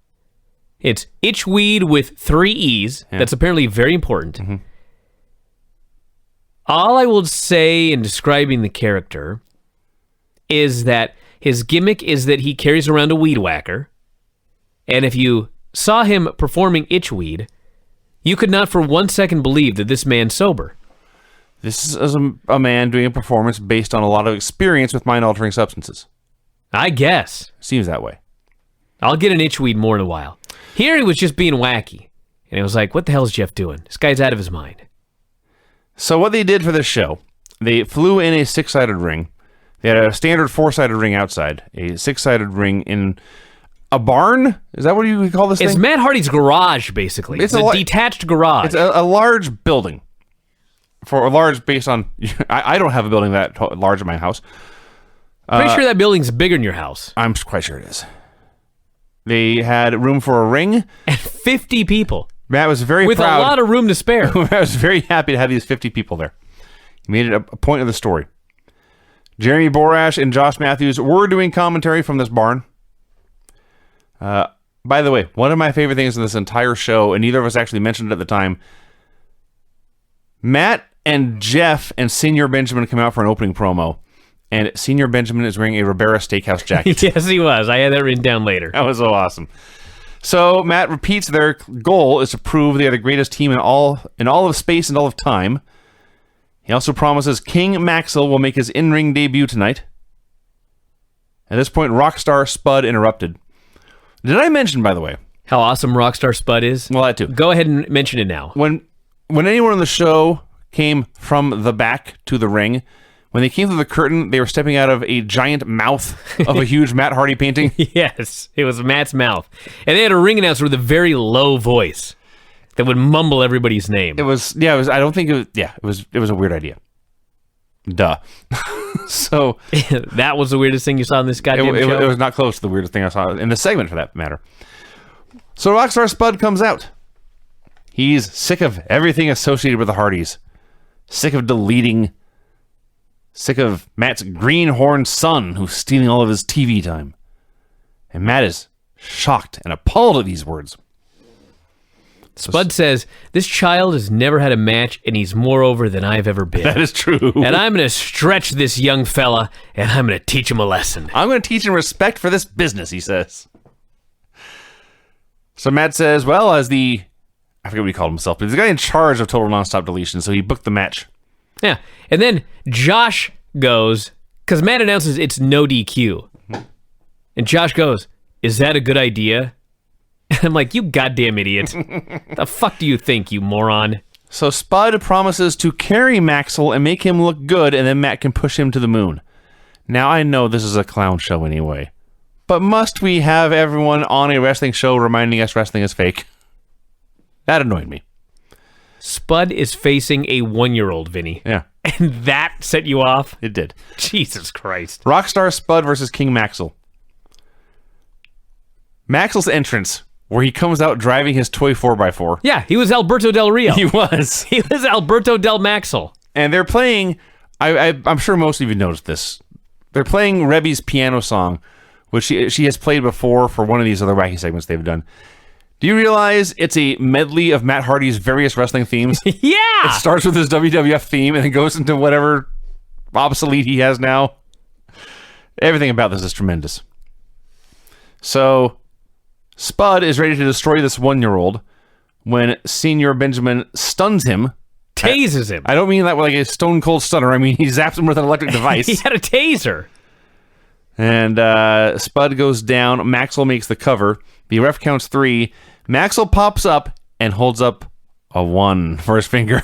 Like he's Goldberg. He won down. I am 1-0. This was so heavily edited. Yes. And now that I have a 9.5-month-old, I know why. Yes. Like, you can't just tell this kid what to do. No. You have to very carefully help them walk, film it, get them in position, basically hold them down while they pin you. Yeah. By the way, if you haven't figured it out already, if you've got strong liquor, you should drink it before watching this show. This was like the TNA version of the Christmas show. Basically. Not to be done in a sober state of mind. No. Although we did.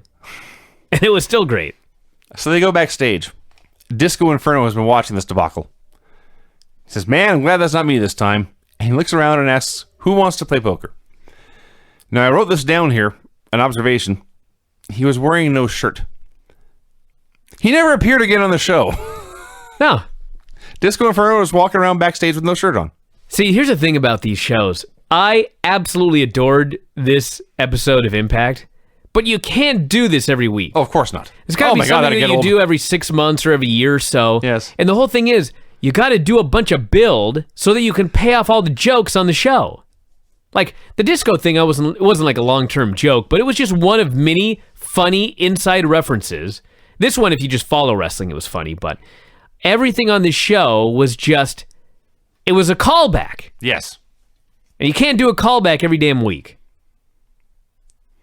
Back on the news show, they said the entire city of Cameron had been quarantined. All roads in had been closed. At this point, Shane Helms showed up in a pickup truck with his team. Trevor Lee and... Andrew Everett. Thank you, Andrew Everett. The Helms Dynasty. Actually, they were billed on screen as local roughnecks. Were they? How in the hell has nobody used that as the name of a jobber tag team? That's much better than Helms Dynasty. Local roughnecks. And then... Oh my God. Talk about some roughnecks. The fucking Rock and Roll Express showed up. Okay, you're already underselling this. Well, you know, it's funny. We've been watching the Rock and Roll Express every week. From 30 years ago. Yeah. It's not like we're wrestling fans that remember it from our childhood and they show up. Then it would be even more striking. But we've been watching them every single week, and now here they are, and they've aged 30 years in the last 3 days. I was to say they've aged 60 years in the past 30 years. They lived a hard life, is what I'm saying. Now, the reason this was so great, they apparently, because the roads were closed, hiked in to the Hardy compound, and we are introduced to them as they stride across his lawn via close-ups of their gear. They wore their gear to this fight. Oh, yeah. Awesome. You know, And wrestlers in their gear in the real world is like the best thing ever. I once saw Helson Gracie. He's the son of Elio. He was doing a radio interview, and they had photos from inside the studio. Oh, no. He's there in his gi. Yeah. Anyway, here's something that I want to say this about the Rock and Roll Express. Because obviously there are people listening to this that maybe they don't have the best self-esteem. Maybe they look in the mirror and they think, you know, I wish I was better looking. It's too bad I'm not as good looking as I'd want to be. Well, there's a curse to being good looking. Ricky Morton and Robert Gibson were a tag team 30 years ago. And Ricky Morton was a pretty young babyface. And Robert Gibson was kind of a little bit ugly. You know what I mean? I mean that in the nicest way possible. You know what I mean? Sure. You know what I mean? He was the sidekick. Sure. Well, now here they are, 30 years later, and you know what happens to the pretty guy after 30 years? He's a goddamn old man. Uh-huh. And now, Robert, he pretty much looks the same. Just a little less hair. I think you need to go back and watch more 80s wrestling if you thought Robert Gibson looked the same. Well, he didn't look the same, but the point is, he never looked good. So he didn't have a cliff to fall off of, like poor Ricky Morton. That's the curse of being good looking. See, you know what? No. There's nothing I can say here. You ever heard the saying, if you don't have anything nice to say, don't say anything at all? Oh, come on. Anything I say here is going to be very, very, very mean. So I'm going to move on. Oh, Vinny. Was that mean what I said? I'm just trying to give everybody hope. Except Robert Gibson. No, I thought Robert Gibson aged well. You said he was ugly. I said he never looked that good in the first place. Poor Ricky. It's just been a steady descent. Gibson's descent has been much steeper. Oh, dude. I see we're looking at this in two totally different ways. Yes, we are. I'm looking glass full. Glass? Said it right the first time. I'm turning into Granny. The glass is half full the way I look at it. You're looking at it as the glass is empty. The glass is broken. You shattered the glass. Hey, they were great on this show. I got more good stuff to say about Robert. I'm a bigger fan of Robert Gibson right now than I was ever. Oh, God, yes. When I was watching him back then. Hell yes. I've been ranting for 3 months now about Robert Gibson being in the Wrestling Observer Hall of Fame because he was one half of the Rock and Roll Express. Now I've changed my mind. God bless this guy.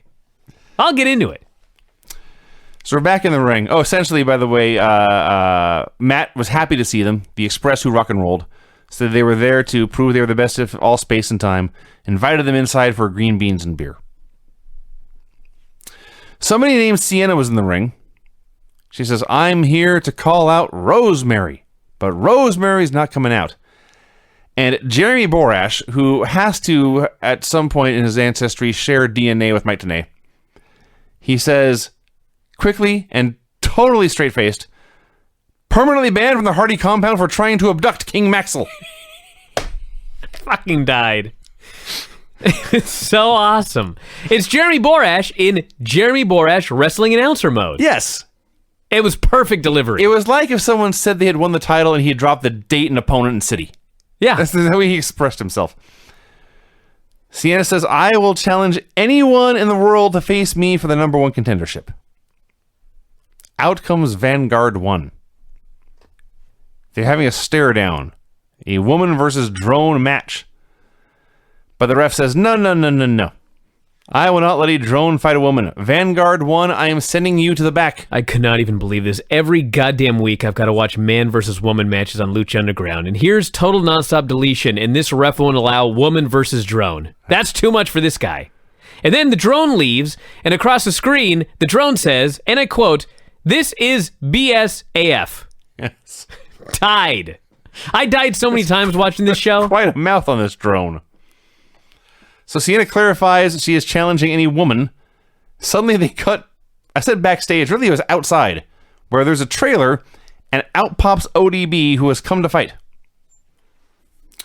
So it's Sienna versus ODB. I haven't seen ODB wrestle in many years. She has, I say this in the nicest way possible, she is a little bigger than she used to be. She is? Her gear is not. I think everything else just shrunk. It's possible her gear shrunk, but I'm pretty sure she is bigger. Her ass was hanging out the entire match. So she came out here and wrestled like a retired wrestler making a one-night comeback. She did her trademark spots only. She didn't do them very well. That means she grabbed her titties and she screamed boom, and that's about it. Also her crotch. A lot of that. The ref got bumped. ODB had a pin after a chair shot, but no ref. Vanguard 1 returned to count the pin.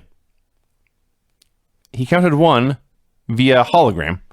He counted 2, but then the ref yanked the drone out of the ring and cut a promo on him. Yeah, you can't do this, drone. You've been ejected. Sienna had a chair shot. The ref dived in to count the pin.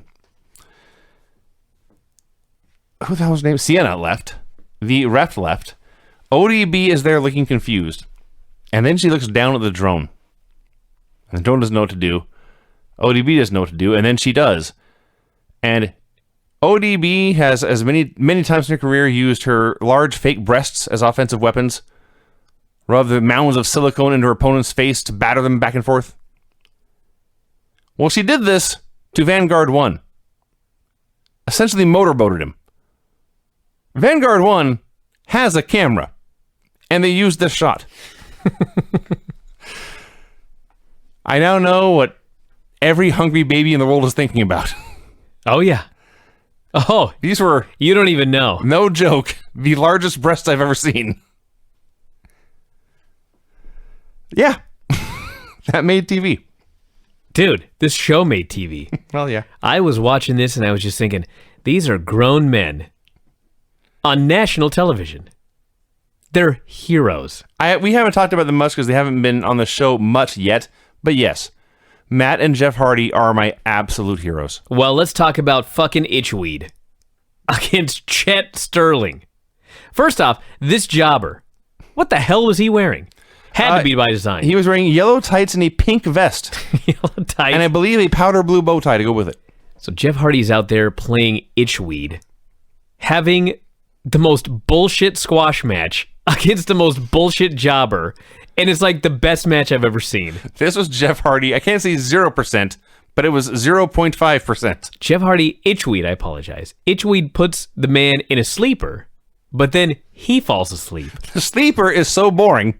They do a double down, and the fans begin to chant, "Wake up!" And then there's a gimmick with Itchweed. You don't say. Well, no, there's a bunch of gimmicks, but whenever they do a replay, there's a shot of Itchweed laughing, like a cartoon. Yes. Before and after the replay. Yes. So Itchweed does this goddamn elbow off the apron, putting Chet Sterling through a table. I have to stop you right here. I realized it's not an elbow. Jeff just That's what I'm fell. getting to. This is the worst elbow of Jeff Hardy's career. This is like Jeff Hardy is an 8-year-old again, and he's jumping off the low diving board into the pool sideways. The fucking most horrendous elbow you've ever seen. It's so fake and phony. First off, I was crying with laughter when he first did it. And then They show Itchweed's laughing face. They replayed this like 10 times. Over and over and over. And the camera kept getting closer and closer and going slower and slower. I was like, what is this? Where in the fuck is my Jack Daniels? This one's so awesome. We're not done yet. If Itchweed does not get in the goddamn Wrestling Observer newsletter awards this year for like best wrestler, I'm going to be pissed off. Itchweed gets the win with he stands and drops an elbow smash. And they announced this is called the pesticide elbow because they know it has a name. At this point, this is when things got wacky. Itchweed grabs his weed whacker, which is a big gas-powered industrial monstrosity. And he revs this up. And Chet is scurred. And then for about 6 seconds, we saw 2 camera shots. One was just a close-up of the weed whacker in Itchweed's hands. The second, and far more intriguing, was what the hell was his name? Chet Sterling POV shot, as he shot Itchweed standing over him with a weed whacker, molesting him, essentially. And about 10 seconds after this goes on, it's over, the camera pulls back, and now Chet's gear has all been shredded. His gear. Not him. I thought that it would be like blood everywhere or something like that, or they'd never show his I thought remains. they would cut his hair. I thought that like Itchweed beat people and then killed them with a weed whacker. But no, he's so good at whacking weeds that he only got the guy's outfit. He didn't touch his skin with this weed whacker. Had a flashback of the Hardys training against the animals in Matt's zoo. We had Lashley versus Eddie Edwards for the TNA title. This was so weird to go from Itchweed and Jeff Hardy fighting kangaroos to a TNA World Heavyweight Championship match in front of 50 people in Matt Hardy's detached garage. With a pro MMA fighter. Yeah! Oh, we'll get into that. So, the fans all hated Lashley. He shoved one of them down. So then they held his arm so Eddie could chop and elbow him repeatedly. At this point, anything interesting in this match stopped happening for a long time. Lashley hit 800 moves in a row. None of them terribly compelling. Fans hated his head. Let's just skip to the end of this. Let's get to the good stuff. Well, they brawl outside. When you say outside, Lashley speared him through a door into the dirt. Yeah. And they brawled into the night. They just kept going out into the woods. They became part of Tag Team Apocalypto. What a match this was. They announced that teams were en route or already there. Mm-hmm. Essentially, it's a tag team battle royal. Eliminations are via pinfall or submission, and falls count anywhere. Well, obviously they count anywhere. It's outside. Well, it started in the ring. We had the Hardys, Trevor Lee and Andrew Everett, the Rock and Roll Express, and Crazy Steve and Abyss. Yeah. These 4 teams were announced, and then, before anything could happen, the building began to fill with smoke. Now, why did that happen? Well, you see, this was Apocalypto. Oh. The whole world may have been ending. I see. This is why we were treated to a voice repeating over and over again, the public must evacuate the property immediately. And everyone ran out of the building through the smoke, covering their faces with their shirts or jackets or whatever. They ran for their lives into the dark of night, and they were never seen again. The wrestlers are out there brawling. Eddie and Lashley are still brawling in the grass. And this is the point where the show itself and my notes are going to be very disjointed. Oh, man, I just got a bunch of capital letters and random words They here. bounce from point A to B to C to A to D to A to B to C. Well, here's how it started. So, there's dudes chasing each other with Roman candles, shooting at each other, being used as weapons. And Shane Helm says, "Boys, let's get out of here." And him and Trevor Lee and Andrew Everett all run and jump into a truck, and they start to flee. Now, if I were the Hardys, it'd be like, good, get the hell out of here. That's one less team we got to deal with. Not these damn Hardys. No. They jump into the truck, and we proceed to have a brawl in the back of a truck. Like Dustin Rhodes and the Blacktop Bully driving down the road, having a brawl, and Jeff grabs a referee and he throws him down in the back of his motorcycle, and they zoom off. This truck, just for the record, was moving perhaps 10 miles an hour. That was perfect. Suddenly we're at the gates to the Hardy compound. Big, huge iron gates with a huge H in the middle. Yes. And there's about 75 teams out there fighting to get in this match. All these random geek teams. All of them more awesome than the geeks backstage at Raw. Well, that's true. So Abyss and Steve are basically, they're allowing one team at a time into the gates. They're then killing these men. Such as the first team, the Bruiserweights. See, I couldn't even understand most of their names. Thank God you were here to clarify these. I believe the Bruiserweights were killed. The world-famous Bravado Brothers showed up, and they were no-sold by Spud. Yeah. The Ugly Ducklings were killed. I think those were the three main teams. Yes. So at this point, the Hardys and the Helmses were fighting in the parking lot of an antique store. And Hurricane points inside and says, "I think I see your merchandise in there." That was awesome. 3 more dudes came in. That was the Ugly Ducklings. The Hardys and Helmses were brawling at a train crossing as a train was going by. Now, they never got within 20 feet of this train, but still, that's pretty nuts. We had a team called Showtime. They got killed. As they were being killed, the Bravados essentially tiptoed past them. That's right, they snuck in. Abyss murdered someone with a large rock. We had a POV shot of that as well. Spud was upset his partner had not arrived. They went to commercial. When they came back, Spud's partner was Swoggle. Spud promised that his partner was a man bigger than Abyss. And it's the former Hornswoggle. Mm-hmm. They snuck in. Essentially, yes. The Hardys and the Helmses were brawling by the dilapidated boat. Skarsgård, I believe? Skarsgård! And I was not sure what happened here for. It took my brain a moment. Really? To process just what had happened. I'll tell you what happened. Yeah. Matt Hardy's about to get pinned. He's on his back. There's no hope. Matt doesn't have the power to kick out. He is without hope. But then, as the referee counts 1, he looks over and he sees Skarsgård. And as the ref counts 2, he reaches over towards the dilapidated boat. And Skarsgård breaks up the pin. The boat! Yeah, the boat broke up the pin. The boat slides over and breaks up the pin. Yeah, the heels are outraged. At this point, I believe this may have been my favorite moment of the entire show.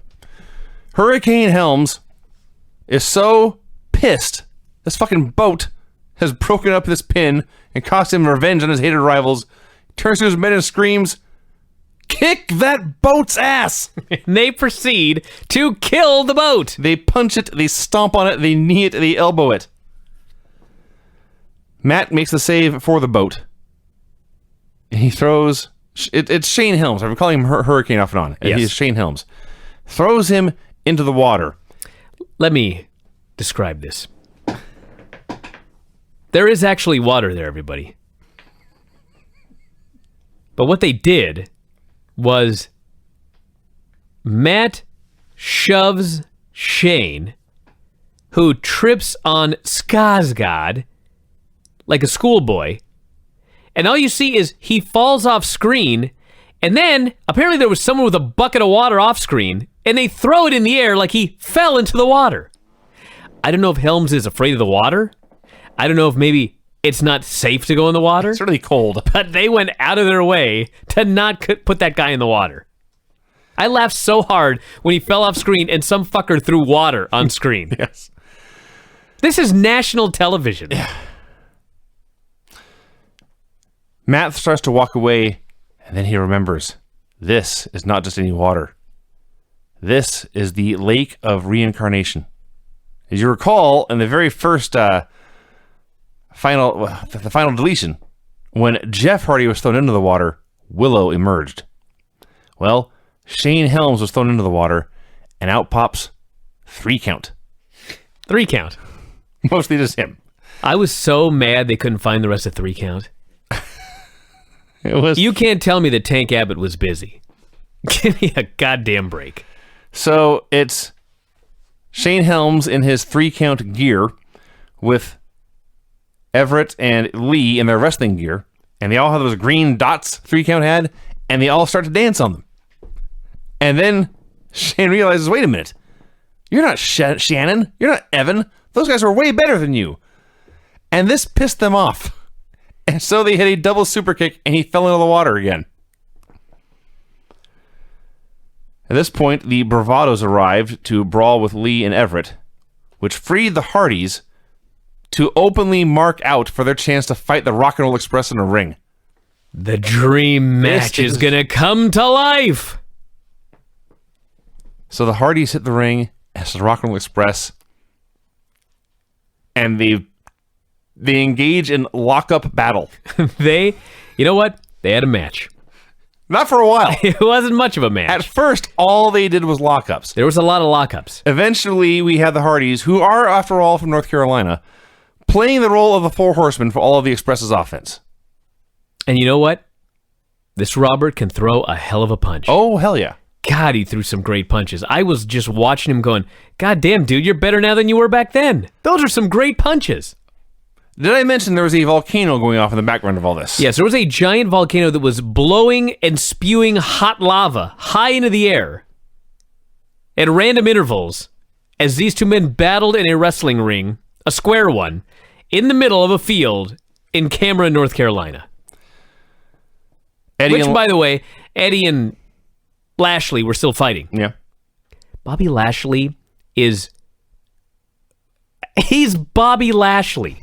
He's one half of the most purchased WrestleMania of all time, with Donald Trump and Umanga. He's a fucking Bellator fighter who's probably fighting for the heavyweight title soon. He's fucking doing a fake match in the woods. Yeah. That was the most preposterous thing on this whole show. Well, there's more to come on that subject.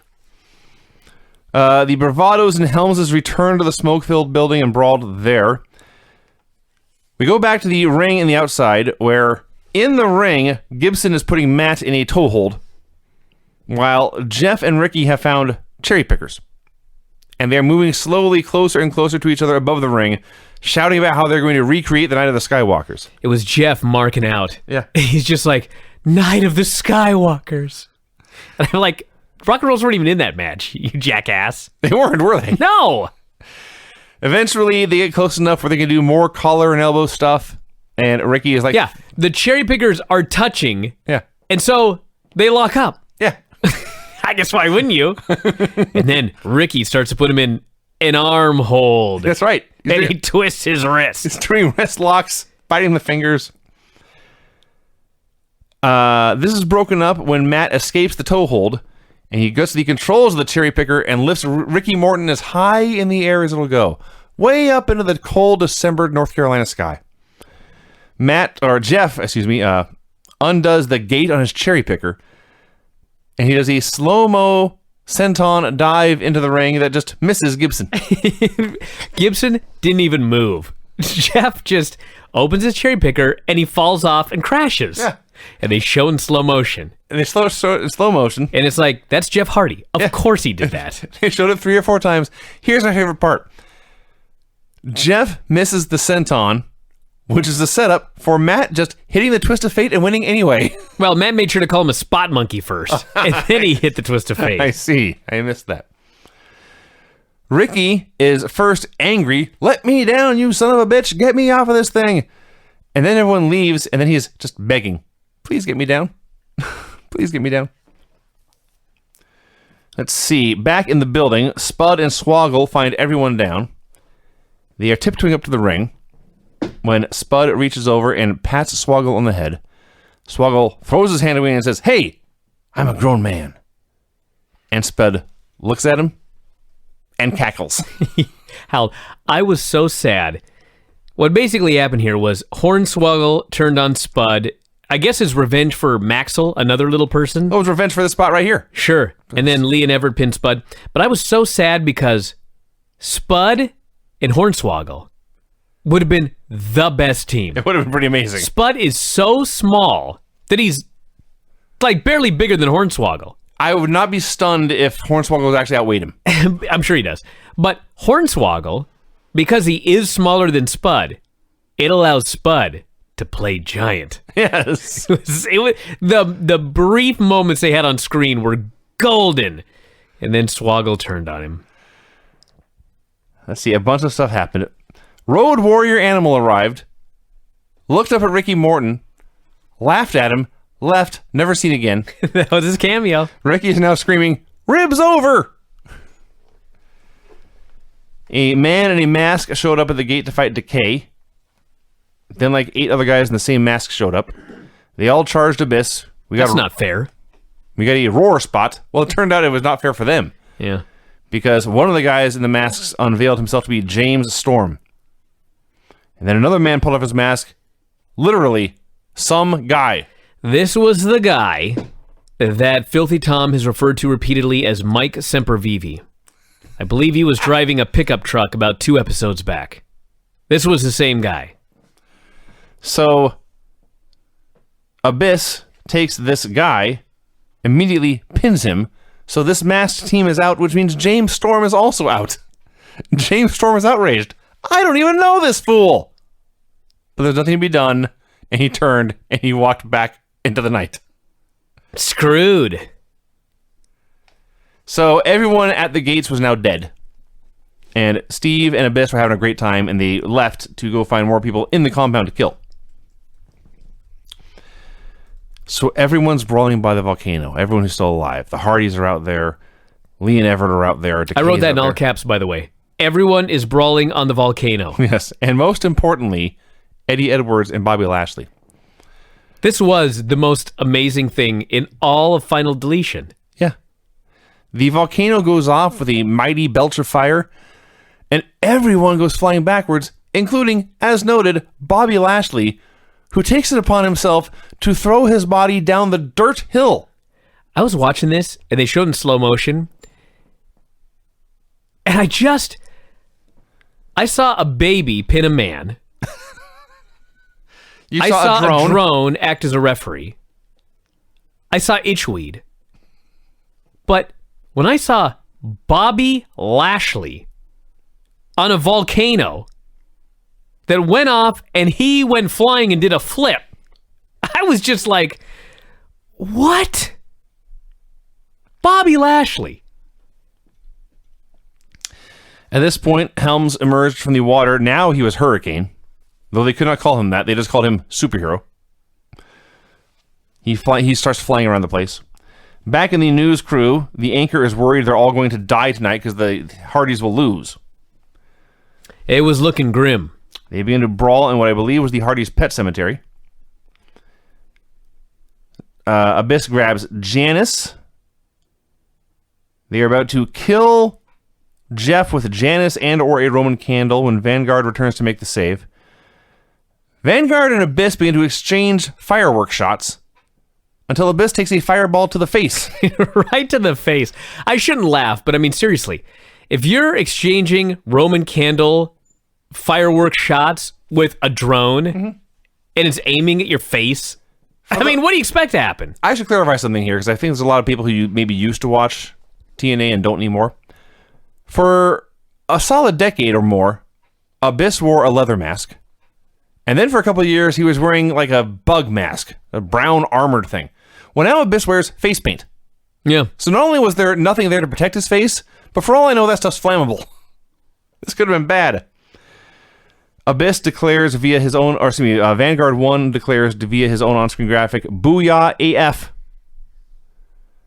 The Lee and Everett are about to kill Matt Hardy with shovels. When Hurricane arrives, makes the save. They pin Lee and Everett. They throw them into open graves. They bury them. And then Matt Hardy says, "Even the man with 3 H's would be proud of the way we have buried this young, promising talent." I died. And they look into the camera and give a thumbs up. It was so awesome. I mean, Broken Matt Hardy is going to win Best Gimmick, right? Oh, God, he's got to. Has There's to. no way. There's no way somebody else wins. Swoggle ran into Lashley, attempted to wrestle with him. It went badly. He went for a spear. He tried Lashley's own move, and he ran into a brick wall and fell down. That was the end of him. And I think that's the last we saw of him. As it was. He was killed. A giant flaming Hardy symbol appeared on the lawn. Everyone was brawling in the fire. You know, it's amazing. This was stupid. Oh, dude, come on. I was watching it, and first off, let me just tell you something about this whole show. If this would have been filmed 20 years ago, it would have cost millions. They probably did this for a few $1,000s. Mm-hmm. It is amazing what you can do nowadays. But I was watching the final segment here, and I thought, you know what? How else would Tag Team Apocalypto end, except Jeff's symbol has to catch fire, and they must all brawl within it. And they fucking pulled it off. When I say stupid, I really mean dangerous. Oh, of course, but... Okay. Yeah. Let's see. Everyone survived. Matt apparently killed Abyss with a Janice shot to the gut. And then Jeff Hardy threw Crazy Steve into the volcano. Boy, did you ever just blow that one. Jeff and Crazy Steve, first they're brawling on the ground. Then they start brawling up the side of the volcano. And they're still fighting. And as they brawl further and further up Mount Doom, in the ring, Janice is being driven into the guts of Abyss. So it appears that the babyfaces are going to win, but Jeff is still brawling further and further up to the top of that volcano. And finally, the big spot is he hits Crazy Steve in the guts. He gives him a twist of fate. Crazy Steve takes the bump, leaping high into the air and falling into the hole of the volcano into the lava. Just like Gollum. Except in this, the volcano erupts, and it shoots Crazy Steve thousands of feet into the air, at which point he falls down and lands in the ring. I'm not making this up. No. And you can watch it on television. Yes. So now Crazy including Steve a shot of Crazy Steve's face as he goes up in the air. There's a shot and back down. Intense close-up as he screamed. He lands in the ring, burned and charred like a silent movie, and Matt pins him to win Tag Team Apocalypto. The Team Hardy all celebrates together. It's Matt and Jeff, Rebby and Maxwell, Senor Benjamin and Vanguard 1. And Matt notes, there's carnage all around us, but together, the 6 of us will rebuild the Hardy compound. And Rebby says, the 7 of us. And Matt finds out he's going to be a daddy again. He is overjoyed, and the show ends. That was a great ending. I loved that ending. It was so awesome. I loved that ending. You know, I was watching this and I thought, well, you know, they've done a bunch of these. And it is a movie. And you know that one of the disposable good guys has got to die. It's got to be like Vanguard 1. I thought for sure that Abyss was going to kill Vanguard 1 when they were shooting each other with Roman candles. And then we would have Vanguard V2, which would come in the next episode. But none of the... I guess maybe Hornswoggle. He's a bad guy too. All the good guys survived through to the very end. And so what we had Tag Team Apocalypto, and the good guys won, and they celebrated, and there was a happy ending. And there's a new little Hardy on his way to the compound. Yay! I was like, God damn. I can't even remember the last time I watched a wrestling show with a happy ending. It fucking certainly wasn't WWE. That's like a miracle, doesn't it? I loved this with all of my heart. So much of my heart, we've gone way past my 90-minute limit. I spent an extra 10 minutes to talk about this show in all of its glory. It was amazing. I hope they put it up on YouTube. If not, try and find a replay on Pop TV or something like that. I have heard through the grapevine that the feedback for this has been way more positive than the feedback for Final Deletion, which, if you recall, was beloved. Mm-hmm. So apparently this one was a big hit with everybody. I thought this was by far the best one they've done. I loved the show. I didn't need to see the Bobby Lashley-Eddie Edwards match, especially since there was no finish. Apparently they're still in the woods. Yes. Or maybe they fell in the volcano. I don't even know what happened to them. The volcano erupted and we never saw them again. And I don't think we needed the women's match either. But overall, a fabulous television show. 2 thumbs up. Best show I ever saw.